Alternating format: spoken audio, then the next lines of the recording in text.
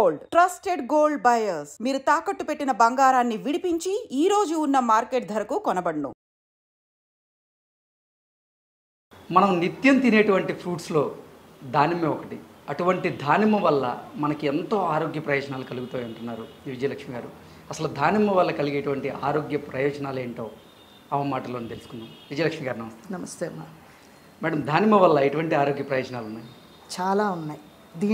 దీన్ని చెప్పాలి అంటే కొన్ని రోజులు పట్టవచ్చు. అన్ని ఔషధ గుణాలు ఉన్నాయి దీంట్లో. కొంతమంది దానిమ్మ పండు ఎందుకు ఇష్టపడరు, తినరు. దీని గింజలు ఉమ్మేస్తారు.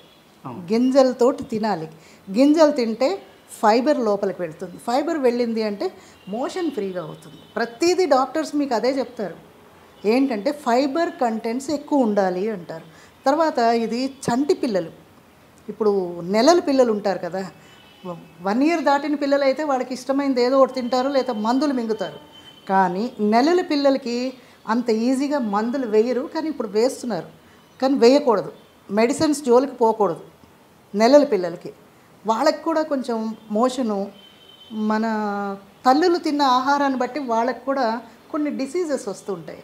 వేడి వస్తువులు ఏమైనా తల్లులు బాలింతలు తింటే కనుక జిగురు మోషన్స్ అవుతాయి. అలాంటి మోషన్స్ ఏమైనా అవుతూ ఉంటే ఈ బెరడు కట్ చేసి కొంచెం కచ్చపచ్చ దంచిన తర్వాత అది ఫిల్టర్ అయినా చేయండి, లేదా నొక్కితే కొంచెం రసం వస్తుంది కదా, ఆ రసాన్ని తేనెలో ఎప్పుడు మధ్య వేలుతో రంగరించాలి. మందుని ఈ వేలు ఏ వేలు కాదు, మధ్య వేలుతోటి ఆ తేనెలోని ఈ రసాన్ని వేసి రంగరించి ఇదే వేలుతోటి ఆ పిల్లలకి నాలికకి, చంటి పిల్లలకి రాస్తే వాళ్ళు చప్పరిస్తారు. అది కన్జ్యూమ్ చేశారు అంటే ఆ మోషన్స్ ఒక్క 3 డ్రాప్స్ వెళ్ళింది అంటే మోషన్ బంద్ అయిపోతుంది. న్యాచురల్గా మళ్ళీ మామూలుగా యథావిధిగా వాళ్ళకి సెట్ అయిపోతుంది కడుపు. తర్వాత పిల్లలకి కడుపు నొప్పులు కూడా వస్తుంటాయి చంటి పిల్లలకి. ఆ నొప్పికి కూడా ఇది పనిచేస్తుంది. అంటే ఎందుకు ఏడుస్తున్నారో తెలియదు పిల్లలు. ఇప్పుడు గట్టిగా పిల్లలు ఏడ్చారు అనుకో, 1-2 గంటలు ఏడుస్తారు పిల్లలు. ఎందుకు ఏడుస్తున్నారు అని పరిగెడుతూ ఉంటారు. ఏ చిల్డ్రన్ స్పెషలిస్ట్ దగ్గరికి వెళ్ళాలి, ఎవడ స్పెషలైజేషన్ ఉన్నది, అక్కడ పరిగెడదా, ఇక్కడ. ఇంటి చిట్కా ఫస్ట్ ఫాలో అయితే ఇలాంటివి, ఆ తర్వాత మీరు వెళ్ళొచ్చు. ఎక్కువ సివియర్ అయితే మనం ఏం చేయలేము, డాక్టరే చూడాలి. కానీ ఫస్ట్ ఎయిడ్ అనేది ఒకటి ఉంది కదమ్మా, ఆ ఫస్ట్ ఎయిడ్ మన ఇంట్లో చేసుకుని చెప్పండి డాక్టర్కి, ఏం బాధ లేదు, మీరు ఏం చేశారని అడుగుతారు వాళ్ళు. నేను ఇలాగా దానిమ్మ చెక్కని ఇలాగా దంచి రసం వేసానండి తేనెలో వేసి అన్నట్టు, ఓకే అంటారు. ఇదేమి సైడ్ ఎఫెక్ట్లు ఏం లేదు. సో దీని గురించి ఏం నథింగ్ టు వర్రీ. ఇదేదో అయిపోతుంది, మా పిల్లలకు పడితేను మీకు తెలిసి చెప్తున్నారా తెలియ, ఈ కామెంట్స్ అన్నీ ఏం అక్కర్లేదు. సో మీరేం వర్రీ అవ్వద్దు, దీన్ని పెట్టచ్చు.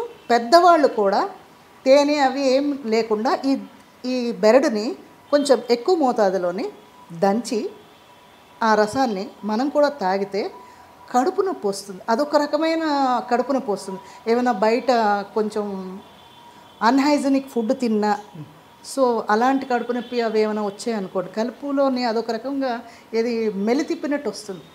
అది పెయిన్ ఏంటవుతుంది ఎవరికి అర్థం కాదు ఆ టైంలో. అలాంటి వాళ్ళు కూడా ఏం అక్కర్లేదు, బజార్లో దొరుకుతాయి మీకు, ఎక్కడ పడితే అక్కడ ఉంటాయి. అక్కడ ఈ పండు కొనుక్కొని శుభ్రంగా ఒక బాటిల్ వాటర్ కొనుక్కొని కడిగేసుకుని ఈ బెరడు ఒల్చుకొని నమిలేసి మింగేయండి, ఏమీ కాదు, వెంటనే ఆ కడుపు నొప్పి తగ్గిపోతుంది. అంటే ఇప్పటి వరకు దానిమ్మ పండు అంటేనే ఆ గింజలు తింటారని తెలుసు, కానీ బెరడు లేదు, బెరడులో కూడా ఎంత ఔషధ గుణాలు ఉంటాయని చాలా దీని బెరడే కాదమ్మా, దీని ఆకుల ఔషధం, దీని మొగ్గల ఔషధం, అది సౌందర్య సాధనకి వాడతారు. దీని బెరడు కూడా నూనెలో మరిగించి రాస్తారు బాడీకి. అది దేనికి ఉపయోగపడుతుంది అని అంటే స్తనాలకి ఉపయోగపడుతుంది.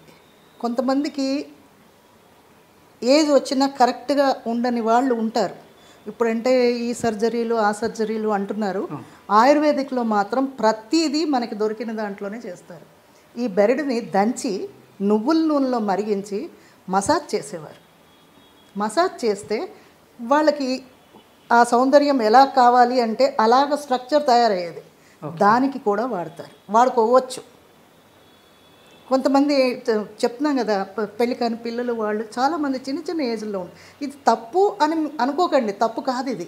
కాకపోతే ఏంటంటే కొంతమందికి తెలియక వాళ్ళు అవేర్నెస్ లేక ఇది తప్పుది అని అనుకుంటారు. మనం అందంగా ఉండాలి అనుకోవడం తప్పు కాదు.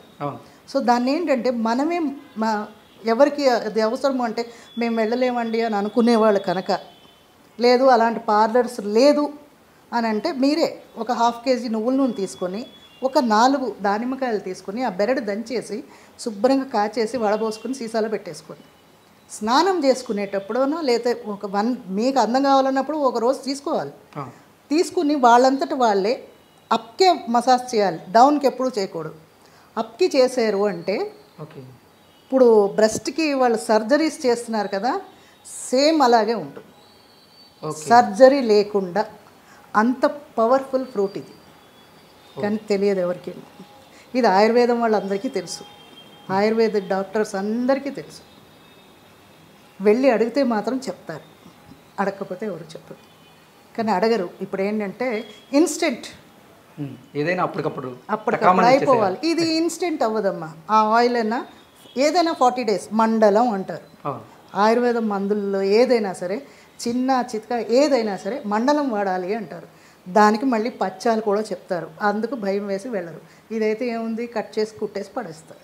దీనికి అలా కాదు, సైడ్ ఎఫెక్ట్ ఏమి ఉండదు కదా, చర్మ సౌందర్యం పెరుగుతుంది దీనికి. ప్లస్ దీని జ్యూస్లో కూడా చాలా ఔషధ గుణాలు ఉన్నాయి. రక్త శుద్ధి చేస్తుంది. రక్తంలో ఏమైనా పురుగులు ఉంటే, నల్లేరు కడుపులో పురుగులు ఉంటే బాగు చేస్తుంది అన్నాం కదా, దానిమ్మ పండు జ్యూసు రక్తంలో కనుక పురుగు ఇన్ఫెక్షన్స్ అంటారు కదా, బ్యాక్టీరియా, బ్లడ్లో ఇన్ఫెక్షన్ బ్యాక్టీరియా ఉంది అంటారు. ఎన్ని మందులు ఇస్తాడు, యాంటీబయాటిక్స్. దానికన్నా దీని పవర్ ఎక్కువైపోతుంది. రోగం పక్కన పెట్టేస్తే యాంటీబయాటిక్స్ ఎక్కువైపోయి వాడు నీరసించిపోతాడు.